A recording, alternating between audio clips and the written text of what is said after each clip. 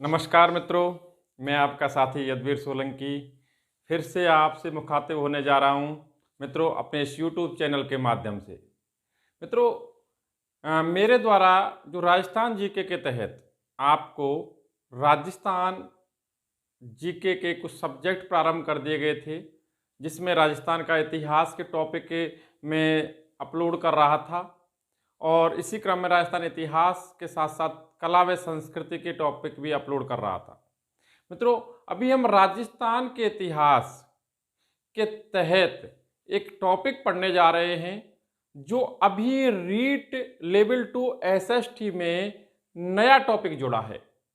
मित्रों, बड़ा रोचक टॉपिक है, राजस्थान में होने वाले सभी कंपटीशंस को बिलोंग करता है, सभी कंपटीशंस के लिए उपयोगी है। मित्रों, तो पढ़ते हैं उस नए टॉपिक को, और जिसका नाम है राजस्थान के प्रमुख राजवंश। मित्रों, राजस्थान इतिहास के तहत आप राजस्थान के प्रमुख राजवंश टॉपिक को पढ़ने जा रहे हो। राजस्थान के प्रमुख राजवंश में हम विभिन्न राजवंशों के बारे में पढ़ेंगे, जिसमें हम गुहिल व सिसोदिया राजवंश के बारे में पढ़ेंगे, जिसने मेवाड़ पर शासन किया। मित्रों, हम सांभर व अजमेर के चौहान राजवंश के बारे में जानेंगे। हम आमेर जयपुर के कछवाहा राजवंश के बारे में पढ़ेंगे, और हम जोधपुर बीकानेर के राठौड़ राजवंश के बारे में भी पढ़ेंगे। मित्रों, राजस्थान के महत्वपूर्ण राजवंशों को आपको पढ़ाया जा रहा है, और इसी क्रम में मित्रों मेवाड़ रियासत पर जिस राजवंश ने शासन किया उस राजवंश के बारे में पढ़ने जा रहे हैं, जिसमें एक नाम आता है गुहिल वंश और एक नाम आता है सिसोदिया वंश। मित्रों, गुहिल वंश की बात करें तो मैं यहाँ पर केवल सामान्य जानकारी आपको दे रहा हूँ, क्योंकि मैंने मेवाड़ का इतिहास नाम से एक वीडियो डाली है पूर्व में, और एक वीडियो मैंने मेवाड़ का इतिहास रतन सिंह रावल नाम से भी वीडियो डाली है। उनमें विस्तृत जानकारी है। मित्रों, केवल सामान्य जानकारी में गुहिल राजवंश में आपको बताने जा रहा हूं, और गुहिलों से ही सिसोदिया राजवंश का निकास हुआ, वो कैसे हुआ, उसके बाद सिसोदिया राजवंश के तहत मैं विभिन्न राजाओं को पढ़ाऊंगा, विभिन्न शासकों को पढ़ाऊंगा, उन शासकों की उपलब्धियों को मैं आपको बताऊंगा। मित्रों, वैसे यदि हम बात करें तो मेवाड़ के इतिहास के तहत जो गुहिल और सिसोदिया राजवंश पढ़े जाते हैं, उनमें मुख्यतः एग्जाम में 4 से 5 राजाओं से अब तक सर्वाधिक क्वेश्चन पूछे गए हैं, जिनमें नाम आते हैं गुहिल वंश से रतन सिंह रावल, और मित्रों सिसोदिया राजवंश से एक तो राणा कुंभा, राणा सांगा, महाराणा प्रताप और एक राज सिंह। इन्हें 4 से 5 शासकों से अब तक सर्वाधिक क्वेश्चन पूछे गए हैं आपके एग्जाम्स में। मित्रों, इन शासकों को हम विस्तृत रूप से पढ़ेंगे, बाकी की सामान्य जानकारी के तहत हम सभी शासकों की जानकारी शेयर करेंगे। मिलते हैं, वो देखते हैं। मित्रों, देखो मेवाड़ पे गुहिल वंश का संस्थापक गुहादित्य या गुहिलादित्य, जिसे गोभिल, गोहिल, गहलोत आदि नामों से भी जाना गया। गौरी शंकर हीराचंद ओझा के अनुसार इस गुहिल वंश की नींव गुहिलादित्य ने डाली थी 566 ईस्वी में। इसके बाद जो प्रमुख शासक आता है, जिसे गुहिल वंश का वास्तविक संस्थापक माना जाता है, वो आता है मित्रों बप्पा रावल। बप्पा रावल, जिसका मूल नाम कालभोज था। मित्रों, ये भी बात कही है गौरी शंकर हीराचंद ओझा ने। गौरी शंकर हीराचंद ओझा ने बप्पा रावल का मूल नाम कालभोज बताया, लेकिन रणकपुर प्रशस्ति में बप्पा रावल और कालभोज को अलग अलग व्यक्ति बताया गया है। मित्रों, उसके बाद अल्लट प्रमुख शासक आता है, अल्लट या आलू रावल, और उसके बाद रणसिंह आता है। मित्रों, प्रमुख शासक रणसिंह के 2 पुत्रों का उल्लेख मिलता है, एक तो छेम सिंह और एक राहब। मित्रों, रणसिंह ने अपने बड़े पुत्र छेम सिंह को अपना उत्तराधिकारी घोषित किया, और रणसिंह ने अपने छोटे पुत्र राहब को सिसोंद गांव भेंट में दिया, और राहब सिसोंद गांव का स्वामी होने के कारण मित्रों मालिक हो गया, सिसोंद गांव का ये स्वामी हो गया, और इसी ने सिसोदिया वंश की नींव डाली। अर्थात सिसोदिया वंश की शुरुआत राहब से हुई। लेकिन बात आती है कि सिसोदिया वंश की नींव चित्तौड़ पर किसने डाली, तो वो नाम आता है हम्बीर का। सिसोदिया शाखा का जनक कौन कहलाता है, राहब। लेकिन चित्तौड़ पर सिसोदिया वंश की नींव किसने डाली, तो आंसर आता है हम्बीर। मित्रों यहीं से राहब से सिसोदिया वंश कनेक्ट है, बताएंगे हम। क्षेम सिंह के बाद शासक जेत्र सिंह प्रमुख रूप से आता है, फिर तेज सिंह आता है, और मित्रों समर सिंह के बाद रतन सिंह। रतन सिंह वही शासक है जिसने अलाउद्दीन खिलजी से युद्ध किया था और अलाउद्दीन खिलजी से लड़ते हुए वीरगति को प्राप्त हुए थे। और इनकी पत्नी रानी पद्मिनी ने महल की स्त्रियों के साथ जौहर किया था 1303 में। मित्रों विस्तृत जानकारी के लिए आप मेरा पूर्व वीडियो देखें, रतन सिंह नाम से है, देख लेना। मित्रों रतन सिंह की मृत्यु 1303 में हो जाती है। यह गुहिल शाखा का अंतिम राजा था, गुहिल वंश का अंतिम राजा था। और इसके बाद मित्रों 1326 में चित्तौड़ पर सिसोदिया वंश की नींव डाली जाती है हम्बीर सिसोदिया द्वारा। मित्रों अगर हम इस बीच की बात करें तो देखो, रतन सिंह, मैंने आपको वीडियो के माध्यम से बताया है कि रतन सिंह वीर गति को प्राप्त हुआ, अलाउद्दीन खिलजी का चित्तौड़ दुर्ग पर अधिकार हो गया, अलाउद्दीन खिलजी का चित्तौड़ दुर्ग पर अधिकार हो गया। और अलाउद्दीन खिलजी ने चित्तौड़ का नाम बदलकर खिजराबाद रख दिया और चित्तौड़ का शासक बनाया अपना पुत्र खिज्र खां। मित्रों खिज्र खां जिसने चित्तौड़ पर अल्प समय शासन किया, इसके बाद अलाउद्दीन खिलजी ने चित्तौड़ पर शासक नियुक्त किया था मूछाला मालदेव या मालदेव चौहान। मित्रों जालौर से था, कानड़ देव चौहान का भाई था मूछाला मालदेव, जो कि अलाउद्दीन खिलजी की कृपा प्राप्त कर लेता है, अलाउद्दीन खिलजी से चित्तौड़ का शासक नियुक्त कर देता है। और मूछाला मालदेव जो कि जिसकी मृत्यु लगभग 1317-18 में होती है, उसके बाद शासक बनता है इसका पुत्र जय सिंह, जैसा, या कई गाइडों में इसका नाम बनवीर भी मिलता है।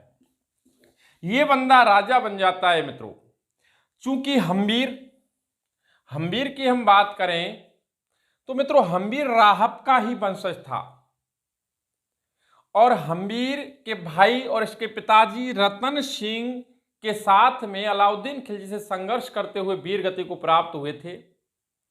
बताया जाता है हम्बीर ने, जब रतन सिंह यानी गुहिल शाखा का अंत हो गया, तो इस हम्बीर ने इस चित्तौड़ को पाने के लिए लगातार प्रयास किए, छापा मार युद्ध पद्धति से मित्रों खिज्र खां को परेशान किया। उसके बाद मूछाला मालदेव से भी संघर्ष किया, और अंतिम रूप से इस हम्बीर ने 1326 ईस्वी में हम्बीर ने जय सिंह या बनवीर को पराजित कर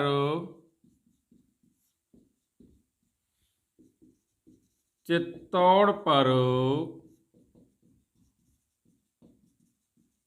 सिसोदिया वंश की नींव डाली।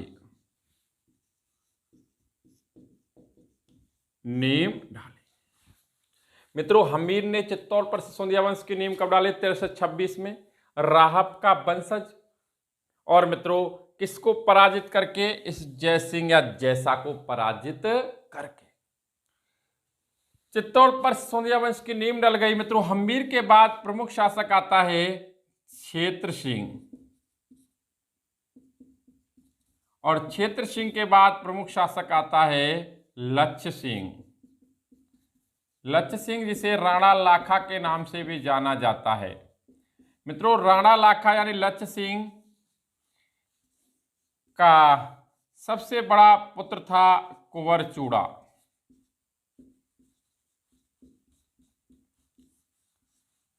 और मित्रों छोटा पुत्र था मोकल। पुत्रों की संख्या तो और भी थी, लेकिन सबसे बड़ा पुत्र कुंवरचूड़ा, और मित्रों एक जिसका उल्लेख इतिहास में महत्वपूर्ण रूप से किया गया है मोकल। और मोकल का पुत्र हुआ, यानी लक्ष्य सिंह के बाद शासक मोकल ही बना था, और मोकल का पुत्र हुआ राणा कुंभा। मित्रों राणा कुंभा, जिसे हम विस्तृत रूप से पढ़ेंगे, इसका मैं विस्तृत अध्यापन कराऊंगा आपको। शासनकाल 1433 से 1468। मित्रों मोकल का शासनकाल 1421 से 1433, राणा लाखा का 1482 से 1421, 1382 से 1421, 1382 से 1400। क्षेत्र सिंह का 1364 से 1382। ये शासनकाल पढ़े जाते हैं। क्रमशः हम सभी का शासनकाल पढ़ेंगे, सारी जानकारियां आपसे शेयर करेंगे। मित्रों पढ़ते हम सिसोदिया वंश के बारे में, सिसोदिया वंश के संस्थापक हम्बीर के बारे में, फिर अन्य शासकों के बारे में, और पहुंचते हैं मित्रों राणा कुंभा तक, जो कि एक महत्वपूर्ण शासक है, जिससे एग्जाम में क्वेश्चन आने की पूरी संभावना बनी रहती है। देखिए मित्रों,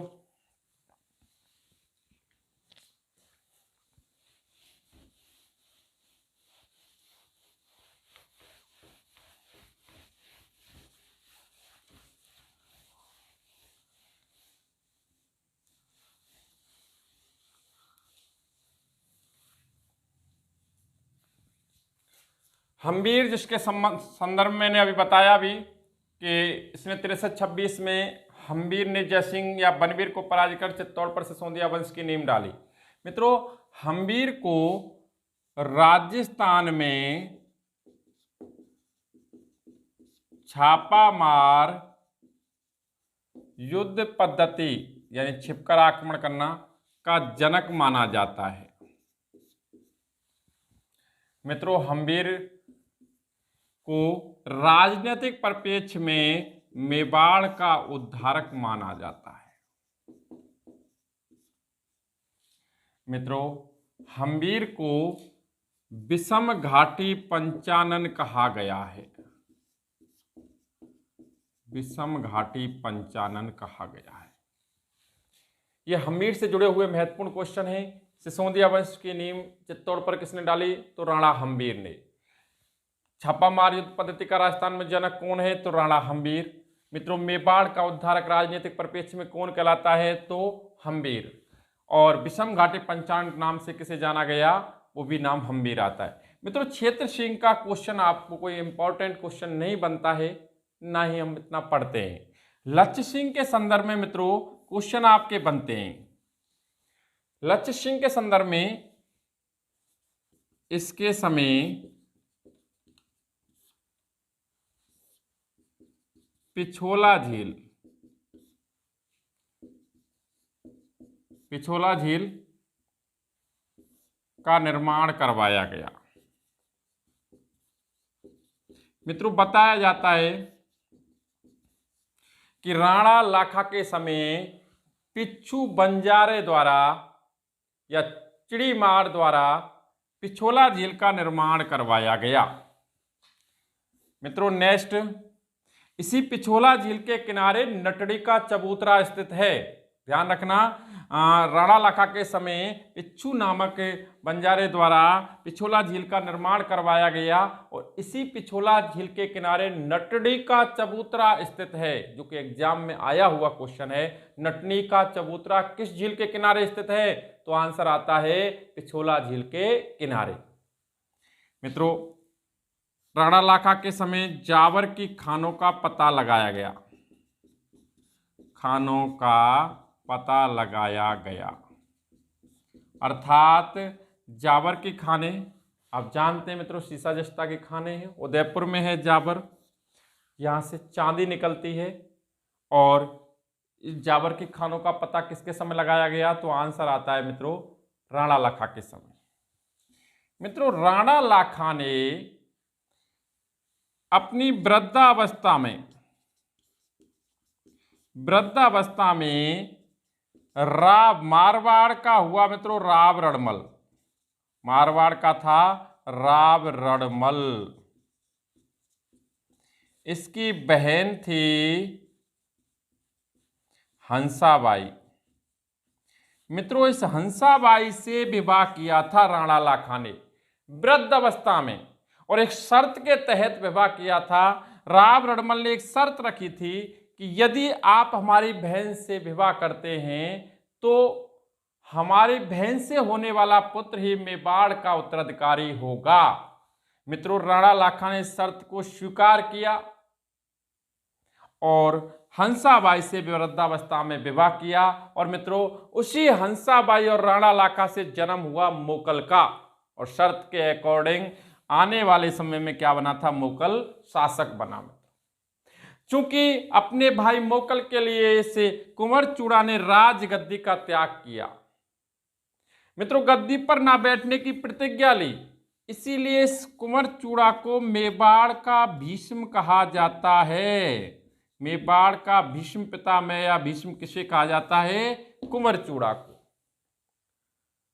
और मित्रों, मोकल राजगद्दी पर बैठता है, मोकल शासक बन जाता है, और इस मोकल की जो हत्या हुई, हत्या की वो की चाचा मेरा ने। इन बंदों ने की मित्रों जीलबाड़ा नामक स्थान पर।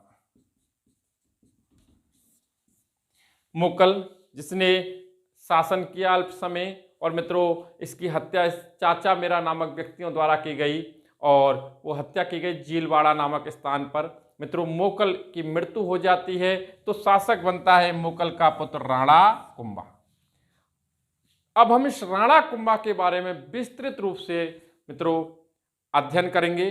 मैं स्पेशली राणा कुंभा के एक क्लास लूंगा मित्रों, जो कि एक बड़ी क्लास होगी, और पूरी गहनता से आप अध्ययन करना। कोशिश करूंगा मित्रों आपको बेहतर अध्यापन दे पाऊं कम समय में, और मित्रों महत्वपूर्ण चीज़ों का उल्लेख करते हुए। तो मिलते हैं आपके आते हैं मित्रों इस राणा कुंभा टॉपिक के साथ आने वाले समय में, इसी विश्वास के साथ मित्रों नमस्कार।